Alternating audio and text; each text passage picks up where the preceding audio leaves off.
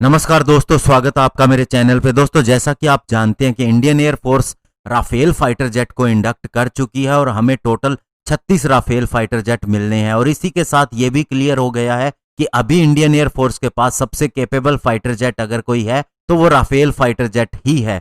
लेकिन दोस्तों, इससे आगे क्या है इंडियन एयरफोर्स का, जो भी इसके बाद डिसीजन होगा।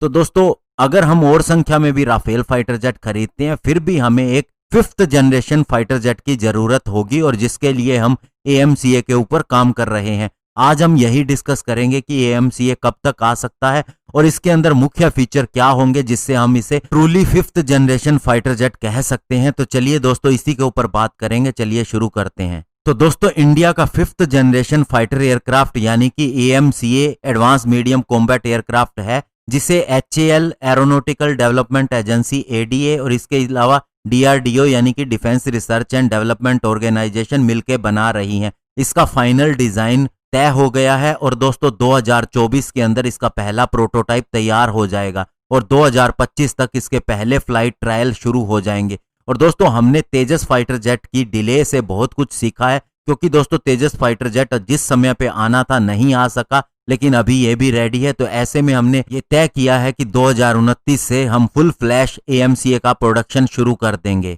और दोस्तों, आपको ये जानकर खुशी होगी कि जो AMCA फाइटर जेट आएगा, ये रशिया के सुखोई 57 और चाइना के J-20 से ज्यादा एडवांस फाइटर जेट होगा, और इसके अंदर F-35 के भी कुछ क्वालिटीज होंगी। और ऐसे में दोस्तों, आपको जानना चाहिए कि AMCA के अंदर मुख्य फीचर क्या होंगे। तो चलिए दोस्तों, मैं इसके बारे में आपको बताता हूं। तो दोस्तों, सबसे पहले बात करेंगे इसके रडार की, क्योंकि रडार किसी भी फाइटर जेट के लिए सबसे ज्यादा इंपॉर्टेंट होता है, क्योंकि न केवल ये दुश्मन देश के फाइटर जेट को और आने वाली मिसाइल को ढूंढता है, बल्कि हमें भी अवेयर कर देता है कि अगर कोई दूसरे फाइटर जेट हमारी तरफ आ रहा है या उसकी तरफ से कोई मिसाइल हमारी तरफ आ रही है।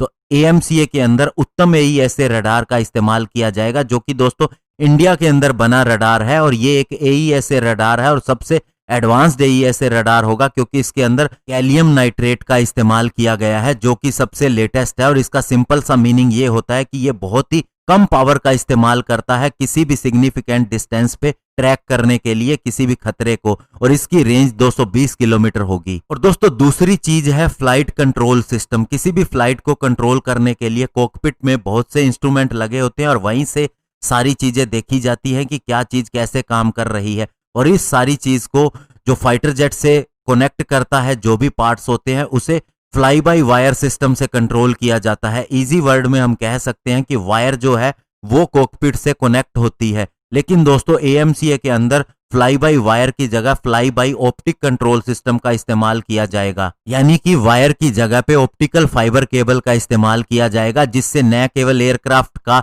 रिस्पॉन्स टाइम इंप्रूव हो जाएगा, बल्कि दोस्तों एयरक्राफ्ट को किसी भी तरह के इलेक्ट्रोमैग्नेटिक पल्स से जो खतरा होता है उससे सुरक्षा भी ज्यादा मिलेगी। और सिंपल भाषा में अगर कहें तो इससे रिस्पॉन्स बहुत ज्यादा क्विकर हो जाएगा, बहुत ज्यादा तेज हो जाएगा। और इसके बाद दोस्तों बात आती है कंप्यूटिंग सिस्टम की, जो कि बहुत ही इंपॉर्टेंट होता है फाइटर जेट के लिए। तो AMCA के अंदर नेक्स्ट जनरेशन कंप्यूटिंग सिस्टम का इस्तेमाल किया जाएगा, और फ्लाई बाय ऑप्टिक सिस्टम होने की वजह से ये बहुत एडवांस लेवल का हो जाएगा। और दोस्तों, इसका कंप्यूटिंग सिस्टम 4 अलग अलग तरह के इंडिपेंडेंट कंप्यूटिंग सिस्टम से बना होगा, और हर एक सिस्टम की अपनी अलग पावर सप्लाई होगी, जिससे फायदा ये होगा कि अगर कोई भी टेक्निकल फेलियर होता है तो हर एक सिस्टम अलग तरह से काम करता है, अलग पावर सप्लाई उसे मिलेगी, तो पूरा सिस्टम फेल नहीं होगा और किसी भी सूरत के अंदर फाइटर जेट क्रैश नहीं होगा। और इसके अलावा दोस्तों, अगर हम बात करें डाइवर्टलेस सुपरसोनिक इनलेट सिस्टम की, तो ये दोस्तों एक एयर इनटेक का सिस्टम होता है, जिसकी सहायता से इंजन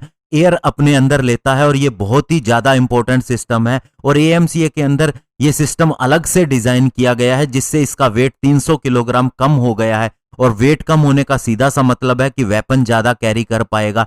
और दूसरा दोस्तों, इससे इसका रडार क्रॉस सेक्शन एरिया भी कम हो गया है, जिसका सीधा सा मतलब यह है कि इसके अंदर स्टेल्थ प्रॉपर्टीज बढ़ गई हैं। और दोस्तों, अब बात करते हैं सबसे इंपॉर्टेंट पार्ट जो किसी भी फाइटर जेट के अंदर होता है, वो होता है इसका इंजन। और इसके अंदर हमें अमेरिकन GE F414 इंजन का इस्तेमाल करना है, जो इसके पहले बैच के अंदर इस्तेमाल किया जाएगा। हालांकि दोस्तों, सेकंड बैच के लिए जो फाइटर जेट का इंजन इस्तेमाल किया जाएगा वो अलग तरह का इंजन होगा, और माना यह भी जा रहा है कि इंडिया इसके लिए नेक्स्ट जनरेशन के इंजन को ढूंढ रहा है और उसके लिए हो सकता है कि किसी के साथ जॉइंट वेंचर हो जाए या फिर दोस्तों इंडिया इसको खुद ही डेवलप कर लेगा, क्योंकि अब ये माना जा रहा है कावेरी इंजन हमारा सफल है, उसके अंदर थोड़ी सी कमी है जिसकी वजह से दोस्तों उसके अंदर वो थ्रस्ट नहीं मिल पा रहा जो चाहिए था, और अभी उसे अचीव कर लिया गया है, लेकिन अगले जनरेशन के फाइटर जेट इंजन के ऊपर काम चलना शुरू हो गया है। और दोस्तों अब बात आती है स्टेल्थ क्वालिटीज की, तो इसका एरोडायनामिक स्ट्रक्चर ऐसा है कि इसको सारी स्टेल्थ प्रॉपर्टी मिलती है। इसके ऊपर रडार की वेव्स पड़ेंगी तो वो ऊपर निकल जाएंगी, वापस रिफ्लेक्ट नहीं होगी, और इसके अलावा इसके ऊपर स्टेल्थ कोटिंग भी की जाएगी जो कि इसे टोटली 5th जनरेशन का फाइटर जेट बना देंगी।